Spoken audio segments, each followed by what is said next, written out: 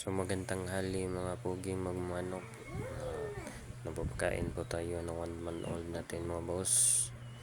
So sa magtatanong po paano po ba palakihin yung mga ganitong edad. So sa ginagawa ko mga boss, pagdating nila ng 1 month old, binibigyan ko po sila ng Bastonero Plus para din sa pagpakain po mga boss. Napakain ko sila ng 3 beses sa isang araw para yung mga sisiyo natin madaling lumaki. Tapos kapag naman mga boss, pag may nakita kayong mga matamlay or bigyan mo kaagad ng Promoxil para yung manok mo mga boss is healthy, hindi nakasakit. So mas dali silang lumaki mga boss. So yan.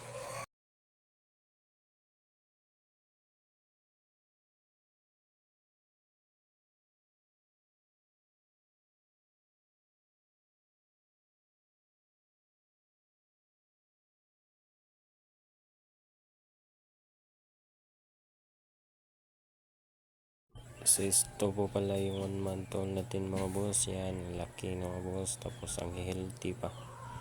Yan.